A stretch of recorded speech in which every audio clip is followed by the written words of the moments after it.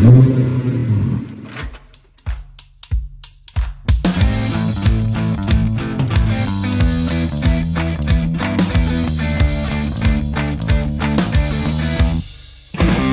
chers passionnés, bienvenue sur la chaîne Maximise ton potentiel. Dans cette spéciale bonus concentration, Joy va te parler de comment garder sa concentration durant toute une spéciale, comment expulser le colocataire envahissant qui habite parfois dans notre tête.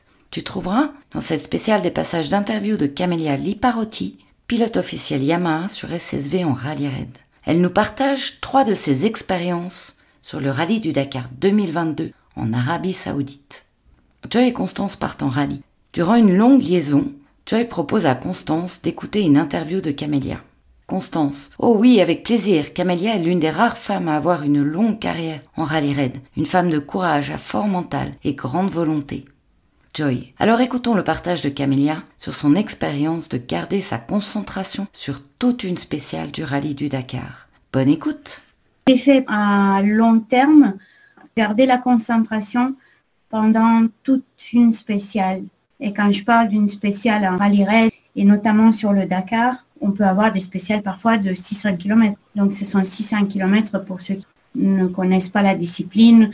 On n'est pas sur l'autoroute avec la musique et la clim. Nous sommes au milieu du désert, dans des pays inconnus, où parfois on ne parle pas la langue. Mentalement, c'est très éprouvant, en plus du côté physique. Et le coaching aide à te détacher en quelque sorte de plein de choses qui polluent ton cerveau et qui deviennent presque des ennemis. Donc tu te fais peur tout seul parce que tu as peur d'avoir peur en quelque sorte. Tu vois, tu pars dans le désert et tu te dis mais si je casse, si je roule la nuit, je vais être la seule, je vais avoir peur. Donc c'est dingue, on a peur d'avoir peur. Et quand tu as un mental qui est un peu entraîné, je dis pas qu'il faut être inconscient, hein. Il faut avoir peur, mais de la bonne peur en quelque sorte, de faire une sélection. Donc si j'ai une crevaison, même si je roule de nuit, je sais que de toute façon il y a quand même une organisation derrière, j'ai un hélicoptère, donc tu te tranquillises, tu te donnes des réponses presque tout seul pour que le mental se calme et que tu te concentres sur le moment présent. Donc c'est ça vraiment qui m'a aidé dans ton coaching. Comme Camélia l'a expliqué, tu peux choisir d'être présent, entièrement focalisé, ou choisir d'être partiellement là, ou pas là du tout, mentalement. Constance, prends mon carnet de bord dans ma mallette du performer, s'il te plaît. Tu trouveras le marque-page sur mes notes où Victoire explique le flow. Veux-tu nous le lire, s'il te plaît? Constance, oui, avec plaisir. Suivre le flow et être dans la zone peut aider à atteindre régulièrement des performances optimales. Le flow, en anglais, est défini comme un état mental, grâce auquel un individu transcende la pensée consciente et parvient à une sphère plus élevée de concentration, avec calme et confiance. C'est dénué d'effort. Cet état de flow empêche toute pression ou distraction interne ou externe d'entrer dans l'esprit et de compromettre les performances. Damon Burton et Thomas Reddick écrivent dans Sports Psychology for Coach: les athlètes qui peuvent atteindre, maintenir et regagner le flow sont forts mentalement, précisant que cet état est primordial pour atteindre l'excellence personnelle. Être dans le flow n'est pas utile que pour les athlètes, il l'est pour tous. Tout le monde a contacté à un moment ou à un autre cet état de connexion, que ce soit lorsque nous skions, montons à cheval ou encore écrivons, dansons, cuisinons. Cela nous aide à nous plonger profondément dans tout ce que nous faisons. Selon les spécialistes, ce serait la clé d'une vie heureuse. Tu comprends, Constance, pourquoi je l'ai noté dans mon carnet de bord? C'est tellement beau. Oh oui, c'est captivant. Camélia nous explique par la suite comment retrouver la concentration quand les pensées polluent et fatiguent, avec entre autres l'histoire des poissons et de la grillade. Constance: les poissons et la grillade, quel rapport? Je suis curieuse d'entendre cette histoire. Une anecdote, je vais te donner un exemple. J'ai roulé dans les dunes, j'ai doublé plein d'autres véhicules, parce que dans les dunes, c'est là où je me sens plus à l'aise, plus forte, plus rapide. Et puis j'arrive dans les cailloux et je crève. Donc je s'arrête avec le copilote, on change la roue. Donc tu as plein d'autres véhicules qui te redoublent, que tu viens de lutter pour les doubler et puis style, j'ai fait tout ça pour rien. Et puis, tu vois, j'ai perdu ma concentration à un moment, j'ai crevé. Et puis, je monte dans la voiture et je continue à penser à tout le temps que j'ai perdu. Et du coup, je roule mal en continuant à penser, mais tu vois, si je crevais pas, j'aurais pas perdu 5 minutes, 10 minutes. Donc, j'aurais pu faire une position ou 2 positions au-dessus et tout ça. Donc, je me pollue toute seule. Et puis, j'entends Eugénie dans ma tête qui me dit, non, mais ça, c'est derrière. C'est fini, tu peux plus penser, tu vois, ce qui s'est passé il y a 50 kilomètres ou hier. Et puis, s'il pleuvait avec des poissons, j'aurais pu faire une grillade. Non, c'est derrière, c'est derrière. Tu peux plus penser à ça. Tu penses, et j'essaie toujours de me concentrer sur le moment et sur ce qui va arriver. Et ça me polluait la tête parce que cela fatigue le cerveau. Et du coup, quand tu es fatigué, pas nécessairement physiquement, mais mentalement, tu perds la concentration et tu perds la fluidité. Voilà, les courts termes et longs termes de mon expérience. Le focus. Oui. Le focus sur ce qu'on veut, ce qu'on souhaite. Chouette le partage de Camélia, dit Constance, exaltée. Joy, si Victoire était là, elle parlerait de dialogue interne, de l'histoire négative que l'on se raconte parfois, qui nous sort de notre concentration et aussi nous fatigue et de temps en temps nous pousse à l'erreur. Au cours des prochaines spéciales de concentration, on reviendra sur le fait d'oublier ses plaintes et de se concentrer vers le positif. Ainsi que de lâcher ce qui manque et axer le focus sur ce qui est disponible, possible au moment présent. Joy.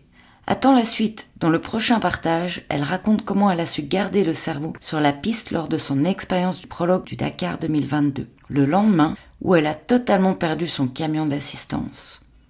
Son tableau de bord interne était dans le rouge. L'état de frustration et d'incompréhension était élevé suite au fait que son camion d'assistance a pris feu, avant même le départ de l'un des rallyes les plus difficiles au monde. Imagine, après toute une année de préparation, la violence du choc et l'état émotionnel que la pilote a subi après un tel événement. Camélia prend le départ avec une détermination sans faille, comme nous d'ailleurs, n'est-ce pas Constance ? Elle nous raconte comment elle a dépassé la grosse tuile en faisant les bons choix. Comment elle a changé le film dans sa tête avec des pensées positives pour retrouver la motivation et garder le cerveau sur la piste. Constance, allez, go pour l'écoute de ce témoignage. Cette expérience aussi, tu me racontais au Dakar cette année, où malheureusement, tu as perdu la veille de la première spéciale du prologue ton camion d'assistance. Tu t'es retrouvé avec très peu d'habits, juste pour faire la journée. Tu nous raconterais un petit peu comment tu as géré ça mentalement ? Oui, c'est vrai. Ça, tu vois, c'est une expérience très récente, il y a un mois. C'était le 31 décembre 2021. Où c'est vrai, oui, mon camion d'assistance, qui en partie était mon camping-car, donc j'avais tout mon confort, tous mes vêtements, tout l'équipement de rallye aussi, a pris feu complètement. Donc, je suis restée sans rien la veille du départ du Dakar. Donc, il me restait juste... moi, j'étais pas dans le camion, c'était mon assistant et mon chauffeur. Et moi, j'ai eu un appel à minuit du 31 où on m'a annoncé que le camion était complètement carbonisé. Pour je sais pas quelle raison, mais carbonisé. Et du coup, j'ai pas dormi toute la nuit, alors que le lendemain, on avait 850 km à faire et un prologue. Et j'avais sur le fauteuil dans ma chambre d'hôtel le casque, la combinaison de rallye, les chaussures, les gants, enfin le underwear et tout pour la journée de course du lendemain. Tout en sachant que j'avais plus de passeport, plus d'argent, plus de carte de crédit, plus d'ordi, plus de rien. Et pas de place pour dormir, pas de douche, parce que tout ça, c'était dans mon camion. Eh ben, j'ai pas été très forte cette nuit-là. J'ai pleuré, j'ai beaucoup pleuré, j'ai pas dormi. J'ai eu des personnes de mon team qui m'ont quand même soutenue et essayé de m'aider dans le sens où on a discuté, on a pris une décision ensemble de quand même pas abandonner, au moins pas dans la ville où on était, parce que comme j'avais plus de passeport, tu peux pas louer une voiture, tu peux pas aller à l'hôtel, tu peux pas prendre l'avion sans passeport, tu peux rien faire. Ça sert à rien de rester là-bas et commencer toute seule à résoudre les problèmes. J'ai décidé de continuer le Dakar. Au moins le premier jour, j'ai dit je continue avec la caravane Dakar Sur le Dakar, voilà, j'ai pas besoin de présenter mon passeport pour aller au bivouac. Tout le monde me connaît. Et j'ai en quelque sorte renvoyé les pensées négatives et mon désespoir presque pour le lendemain. Mais j'ai pas dormi. Je suis partie le 1er janvier, un peu en état de choc, de détachement. Je sais pas exactement comment, comme si j'étais pas là. J'ai fait le prologue, qui était une courte distance. Et sous le choc, c'est vrai que je me rappelais plus rien. Les journalistes m'ont demandé mes impressions du prologue, si c'était plus de la dune, plus du caillou, plus du fèche-fèche. Même aujourd'hui, je n'ai aucun souvenir. Donc, il y a plein de choses qui se passent dans notre tête qu'on ne connaît pas, même nous-mêmes. Mais on se découvre. Et le fait que toi, tu vas chercher des choses dans notre mental et dans notre partie inconnue du cerveau, tu vois, on découvre des choses, on découvre des possibilités qu'on a de dépasser des moments durs. Bon, mon assistant n'était pas blessé, le chauffeur, enfin personne n'était blessé, mais j'y pense, si il brûlait dedans et tout ça, on se fait des films toujours. Donc, encore une fois, j'ai dit, bon, c'est passé, maintenant il faut regarder au présent. Donc, malgré le fait que je me rappelais rien, j'étais motivée le soir du 1er janvier. Je savais que j'allais continuer ce Dakar. Mais en me trouvant comme une échappatoire, comme quelque chose un deuxième moi. La sportive, la pilote, je décide de faire cela et je pense à la course. Et le soir, tout me tombait dessus parce que je descendais de la voiture et je savais pas où aller dormir. J'avais pas de temps, donc j'ai eu quand même des pilotes femmes, d'autres pilotes qui m'ont aidé, ils m'ont donné des t-shirts, des blousons, des choses. C'était vraiment gentil, mais tu te sens vulnérable, faible. Donc il faut trouver quelque part la force de te détacher de tout ça. Tu te dis, bah ok, je vais dormir dans la tente ou sur un matelas par terre. Bon, c'est pas pour la vie. Et je vais essayer de faire une belle course. Je me trouvais des compensations comme ça, tu vois. Je vais essayer de bien rouler pour être un petit peu heureuse et compenser avec le fait que le soir, j'avais rien. Est-ce qu'on pourrait dire qu'en spécial, tu avais ton 100% de ton plein pouvoir personnel, la vraie pilote, à 100%? Oui, à 100%. Je me faisais presque peur quelquefois, car j'avais jamais vécu cela avant et je connaissais pas ce côté de moi, de pouvoir arriver à la spéciale sans paniquer. J'étais devenue très froide, en quelque sorte. Il y a des émotions? Oui. Il y avait mon véhicule, mon copilote et moi. Souvent, avant les spéciales, on est tous un peu excités, on tremble, le cœur à 2000. Là, j'étais pour faire la course. 100% le cerveau axé sur la course, la spéciale. Oui. Donc, je pensais, ok, bon, c'est fait, maintenant, on fait avec et on continue, mais je me suis jamais énervée.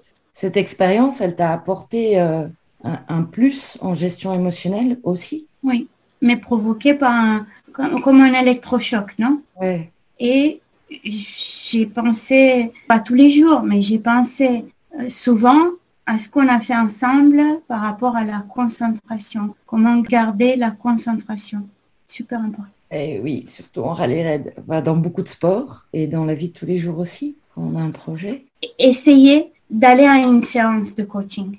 Ça va peut-être vous faire peur, mais ça va peut-être vous ouvrir des choses, des connaissances de vous-même et ça peut nous donner de la force. Les séances de coaching, c'est pas juste parce que c'est fashion, c'est vraiment de se connaître un peu mieux nous-mêmes. Et qu'une envie, c'est de revenir dans les séances. Ah, bah t'es la bienvenue, avec grand plaisir. C'est sûr.